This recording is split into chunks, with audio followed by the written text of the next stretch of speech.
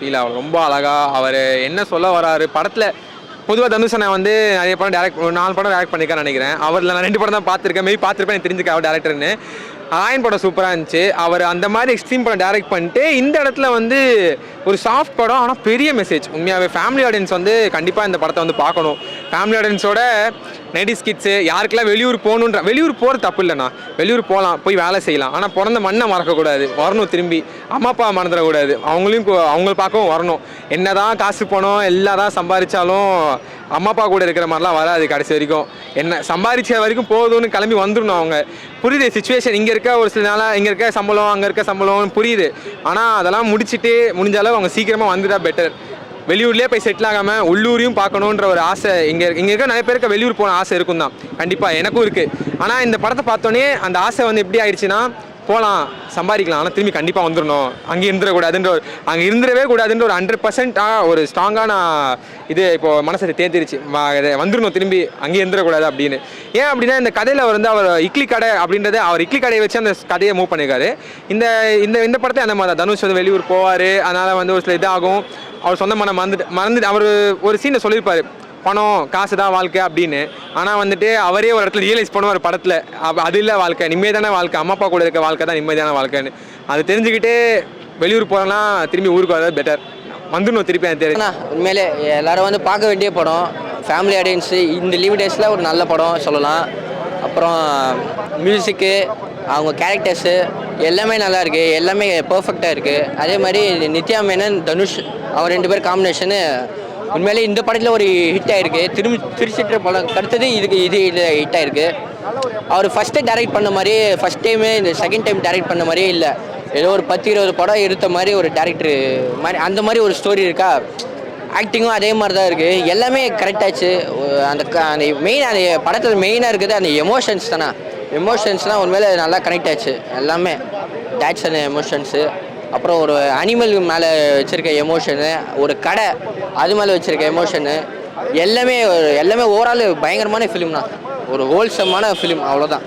உண்மையிலே வந்து ரொம்ப நல்ல படம் நான் சொல்லுவேன். இந்த படம் இந்த மாதிரி படங்களை வந்து நிறைய பேர் மக்கள் வந்து பார்க்கணும்னு நான் சொல்லுவேன். ஏன்னா எல்லாருமே வெட்டு குத்து எல்லாருமே அதான் எதிர்பார்க்குறாங்க. ரொம்ப அந்த எக்ஸாஸ்ட் ஆயிடுச்சு, வெட்டு குத்து எல்லாமே போயிடுச்சு.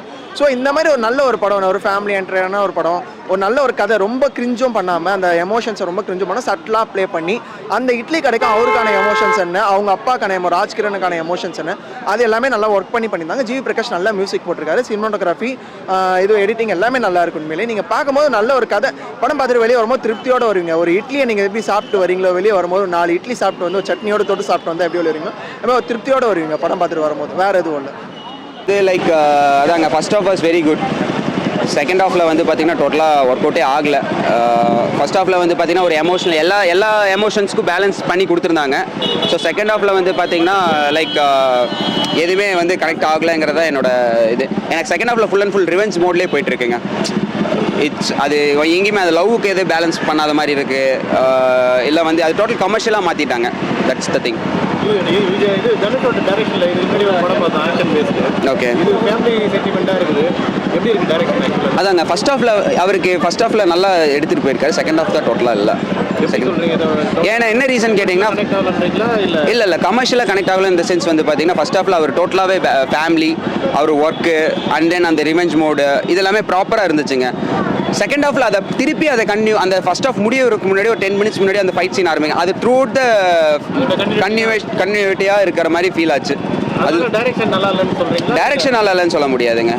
ஈவன் தான் ஐ எம் எ டைரக்டர், நான் கமர்ஷியல் எடுத்துகிட்டு இருக்கேன். பட் அது வந்து நான் எப்படி சொல்கிறேன்னா, இன்னும் கொஞ்சம் ஒர்க் அவுட் பண்ணியிருக்கலாம் அப்படிங்கிறது என்னோட ஜனம். பார்த்திபனுக்கு இனி ஸ்பேஸ் கொடுத்துருக்கலாம், இன்னும் கொஞ்சம் கொடுத்துருக்கலாம். ஏன்னா அவர் வந்து சப்புன்னு முடிஞ்ச மாதிரி இருந்தது. ஏன்னா அவர் ஒரு போலீஸ், டிபிக்கல் வில்லேஜ் போலீஸ். அவருக்கு இன்னும் கொஞ்சம் அந்த செகண்ட் ஹாஃப்லாம் வந்து பார்த்தீங்கன்னா இனிமேல் அவரை வச்சு நிறைய ட்விஸ்டர்ஸ் கொண்டு வந்திருக்கலாம். நீங்கள் சமுத்திரக்கனிக்கு ஸ்பேஸ் கொஞ்சம் கம்மியாக கொடுத்த மாதிரி இருந்துச்சு. ஏன்னா அது இப்போ கோரே வந்து பார்த்தீங்கன்னா அருண் விஜய்க்கும் தனுஷுக்கும் தான் ரொம்ப முடிகிற மாதிரி எண்டு அப்படி தான் வந்துச்சு.